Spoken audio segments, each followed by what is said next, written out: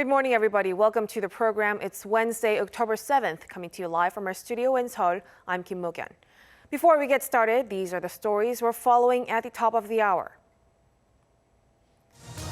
Song-gil, a former senior North Korean diplomat who went missing from North's embassy in Italy in 2018, has reportedly settled in South Korea.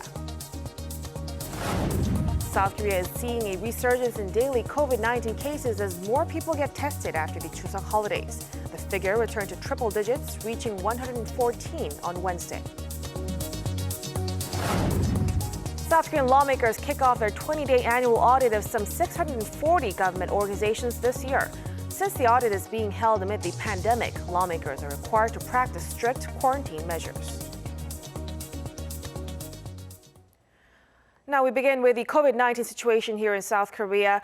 The country is seeing an increase in daily cases with 114 new cases reported on Wednesday. The figure returned to triple digits as more people got tested after traveling during the Chuseok holidays. Of the new cases, 94 were locally transmitted and 20 were from overseas. The total number of cases stands at over 24,300, and 3 more people have died of the virus, with the death toll rising to 425. The World Health Organization says a COVID-19 vaccine may be ready by the end of the year, calling for solidarity and political commitment to ensure equal distribution when they become available. Speaking during a WHO Executive Board meeting on Tuesday, WHO Chief Tedros Adhanom Ghebreyesus added that 9 experimental vaccines are currently under development at the WHO's COVAX Global Vaccine Facility, which aims to eventually distribute 2 billion doses. The meeting examined the global response to the pandemic, which included calls from Germany, the UK, and Australia for reforms to strengthen the World Health Organization. With the U.S. presidential election just weeks away, President Donald Trump insists he's feeling great after leaving hospital on Monday and signaled that he will be at the second presidential debate set for October 15th. Democratic presidential nominee Joe Biden, on the other hand, is taking extra precautions over COVID-19 and is strongly criticizing Trump for undermining mask wearing. Our Kim Jae-hee with the details. With less than a month before the November 3rd election, President Trump is eager to return to the campaign trail against Joe Biden, who, according to the latest CNN poll, leads Trump by 57% to 41%. Following his first night back at the White House after being discharged from the Walter Reed National Military Medical Center, Trump showed his willingness to participate in the second presidential debate. He took to Twitter on Tuesday that he's feeling great and is looking forward to the debate set for October 15th in Miami, which he believes will be great. A memo released on Tuesday by the White House also said Trump has no symptoms and is doing extremely well. Trump has urged Americans not to be afraid of the virus and removed his mask to pose for pictures at the White House on Monday. Democratic presidential candidate Joe Biden says the second presidential debate should not take place if Trump still has COVID-19 at that time. Biden has been stepping up his criticism of Trump's behavior for flouting the importance of wearing masks and social distancing. Biden's campaign also says it's taking every precaution and is following health guidelines. Meanwhile, former First Lady Michelle Obama again stood by Biden on Tuesday, imploring Americans to vote and criticizing Trump for mismanaging the virus. Kim Jae-hee, Arirang News. A former senior North Korean diplomat who went missing from the North's embassy in Italy in 2018 has settled in South Korea.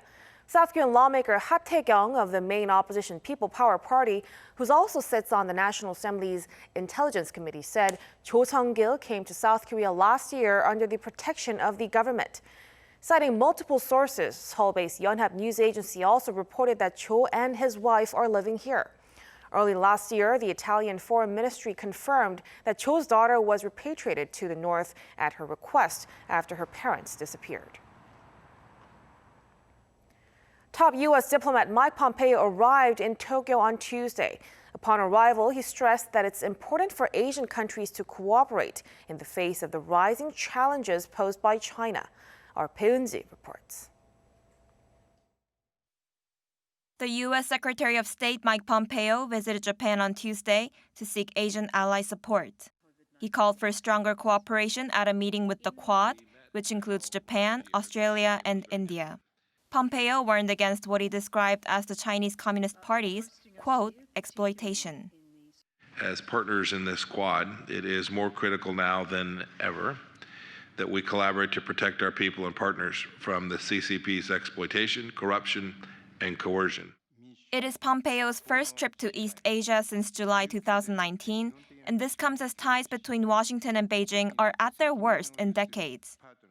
When we met now last year, the landscape was very different. We couldn't have imagined a pandemic that came from Wuhan.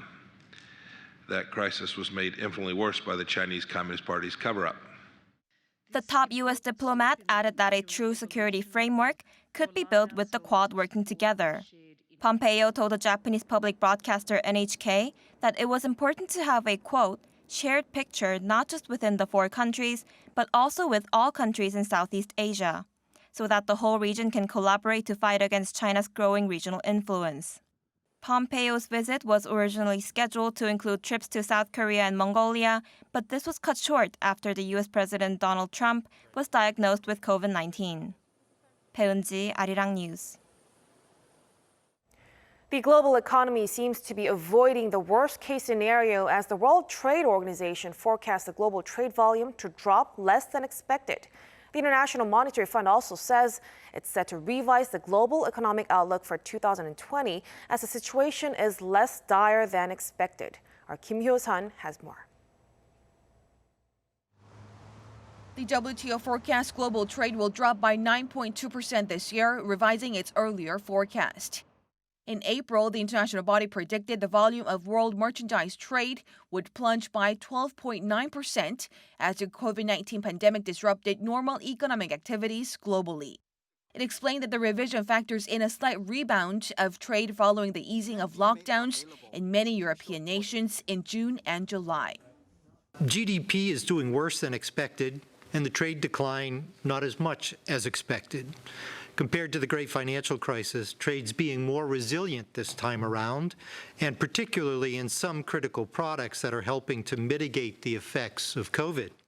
The WTO added this will be followed by a 7.2% rise in global trade volume next year, a slower recovery than it previously expected. It highlighted that global trade could be negatively affected in the case of a massive second wave of the coronavirus internationally. The International Monetary Fund also says it will revise this year's global economic outlook as the global economy strengthened more than expected since June. While speaking at the London School of Economics on Tuesday, the chief of the international body said that the situation is less dire, adding that the world economy is rebounding from the depth of the crisis. In June, the IMF predicted that the world economy would contract by 4.9% following the pandemic, the sharpest decline since the Great Depression in the 1930s. However, the international organization explained that a massive $12 trillion worth of financial aid helped many countries, including the U.S., the Eurozone, and China, avoid a worst-case scenario and begin recovery. Forecasting an uneven recovery of the global economy in 2021, the IMF warned that the crisis is far from over. Kim Hyo-sun, Arirang News.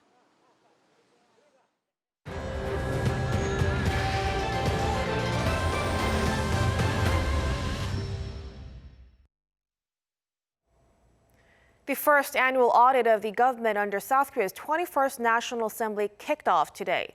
For the next 20 days, more than 640 government organizations will be inspected by the Assembly's various committees. Lawmakers are expected to probe the recent killing of a South Korean government official by North Korea on the West Sea border and debate the special military service treatment given to the Justice Minister's son. On Wednesday, officials from dozens of government organizations, including the Supreme Court and the Ministry of Foreign Affairs, Health and Welfare and Education, are in the hot seat. Virus prevention measures are in place for the hearings. Some committees are expected to host hearings via video conference, and those that don't will limit the number of attendees to 50. South Korea's foreign exchange reserves hit a fresh high in September, breaking the record for the fourth consecutive month. According to the Bank of Korea, reserves amounted to some $421 billion last month, up around $1.6 billion from August. The central bank attributed the rise to the recent issuance of foreign exchange stabilization bonds, as well as an increase in revenue from foreign currency assets. As of the end of August, South Korea's FX reserves were the 9th largest in the world, with China topping the list. Just like the Nobel Prize in Medicine, this year's prize in the category of physics went to 3 scientists. The award was given to a trio who discovered new facts about the formation of black holes. Our Lee Seung-jae has the story. The Royal Swedish Academy of Sciences on Tuesday announced the winners of this year's Nobel Prize in Physics. The Royal Swedish Academy of Sciences has today decided to award the 2020 Nobel Prize in Physics with 1/2 to Roger Penrose for the discovery that black hole formation is a robust prediction of the general theory of relativity. And the other half jointly to Andrea Ghez and Reinhard Genzel for the discovery of a supermassive compact object at the center of our galaxy. According to Hansen, the discoveries reveal the darkest secrets of the universe and the fact that black holes actually exist. Penrose, who's a professor at the University of Oxford, used to work with the late Stephen Hawking and show that black holes are a physical reality while proving Einstein's general theory of relativity. Genzel and Ghez both discovered a supermassive black hole in the center of our Milky Way. With the announcement, Ghez, who's a professor at University of California, Los Angeles, made history, becoming just the 4th woman to win a Nobel Prize in physics. Lured into science thanks to the moon landings, Ghez says the mysteries behind black holes triggered her interest and later her studies. I think black holes, because they're so hard to understand, is what makes them so appealing. This idea that there are objects where that represent the breakdown of our understanding of the physical world, and where you get this mixing of space and time. For me, those are the things that intrigue me about black holes. Just like the winners of this year's Nobel Prize in Medicine, the 3 laureates will share this year's prize of $1.1 million. The winner of the Nobel Prize in Chemistry will be announced on Wednesday. Lee Seung-jae, Arirang News.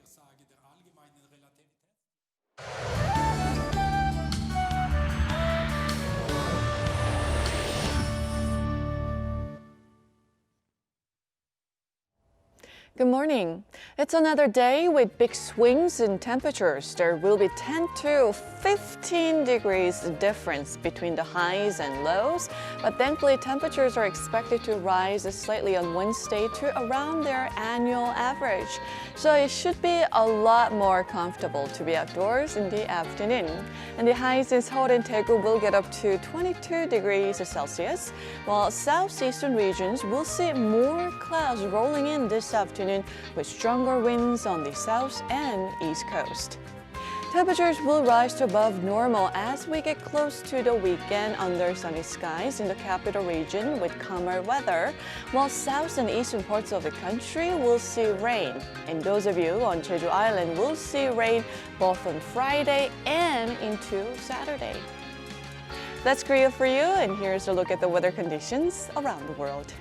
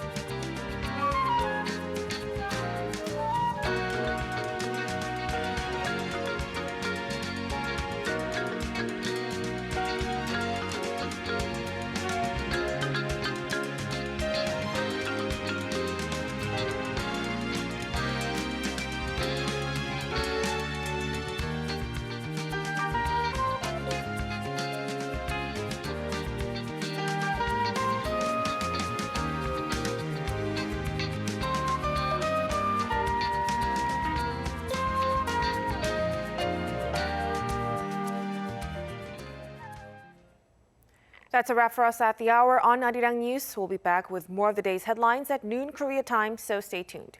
Thank you for watching and goodbye.